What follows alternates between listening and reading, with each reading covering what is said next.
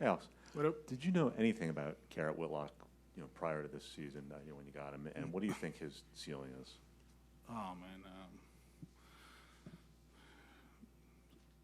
We had a Zoom meeting right before the Rule 5, and they were talking about actually 2 pitchers. And he was one of them, and I had no idea, to be honest with you. When we got to spring training, you can ask all these people. He threw the first bullpen out. I was like, whoa, what is this? The velocity, the mechanics, the intensity, the attention to detail in one bullpen. And then, you see him in the weight room and in the training room, the way he acted. We knew we had a good one. And then in spring training, he threw the ball extremely well. We used him, I think it was game 3. Richards started and didn't go well. We were actually trying to get Garrett in a clean inning, but they just kept scoring against JT, I think it was. We brought in JT in that situation, and we brought him in, and he did an amazing job for 3 innings. And then I think he pitched in a 1-run game in Baltimore after that, and he's been amazing for us. I actually talked to Cash about it, and actually give him some credit, because there were certain guys that we got from that organization that you see the way they act, the way they do their stuff, it has to be a good school over there. They're teaching their players the right way, and we're just lucky to have him. What do you think he can be, a starter or a closer? What do you think? Let's keep him a reliever for the next 10 days. But obviously, we believe he can be a starter with time, but you never know what can happen in the future. With Pap, we thought he was a starter. Everybody thought he was a starter, I think. And he comes in game 3 to throw out the first pitch and throws 91. We made a living of closing out games. So you can't, get ahead of yourself. What's he going to be or whatever? One thing for sure, he's going to be a good pitcher for a long, long time. Go into the last row, Armando.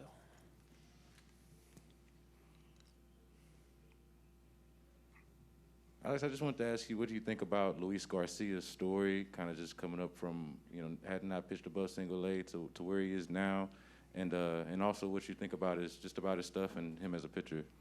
No, good pitcher, solid at what he does, different angles. You see him moving on the rubber against lefties and righties. He's done a great job for them. It's one of those guys that from afar you see and because I had the experience, that Strami had a lot to do with his success, just preaching certain things and helping him mechanically and with the other stuff, hand placement, all that. So I bet he's been relentless, and he's done an amazing job for the Astros. We'll stay in that area. Alex, buenas tardes. Háblanos un poquito acerca de lo que es la resiliencia de este equipo tuyo, que pues obviamente se metió como caballo negro y todavía es visto de algunas maneras como caballo negro en esta carrera, y que pues ahorita está, al borde de la eliminación, pero todavía con posibilidades. Háblanos acerca de qué pasa por tu cabeza, qué se vive dentro del vestidor en estos momentos. Sí, yo creo que la moraleja es que hay caballos negros que son buenos, ¿verdad? Es un equipo que se prepara, que trabaja. Desde el principio sabíamos que teníamos un buen equipo de pelota, pero teníamos que trabajar por cada pulgada que queríamos ganar. Y eso fue desde campo de entrenamiento, abril, mayo, junio, julio, agosto, septiembre, octubre. Ha sido así. Y que estemos en esta posición, todo depende de cómo lo mires, ¿verdad? Puedes mirar el vaso medio lleno o medio vacío. Nosotros lo vemos medio lleno. Tenemos la oportunidad de ir a la Serie Mundial ganando los próximos 2 juegos, algo que muchas personas no pensaban que era posible cuando llegamos a Fort Myers en febrero. Y eso no lo usamos como motivación. Eso de que eso es lo que están tratando de demostrar a la gente que se equivocaron. Pero hay que ser realistas y no todo el mundo pensaba que íbamos a estar en esta posición, así que aprovechar el día de hoy, dar lo máximo, ver dónde nos lleva y si sale como queremos, prepararnos para mañana y ver lo que sucede. Any questions for Alex? Go to Ian right here, Armando. Alex, has Salamaro thrown yet today? Any? He's okay. Yeah, he's good. And we'll go back row there.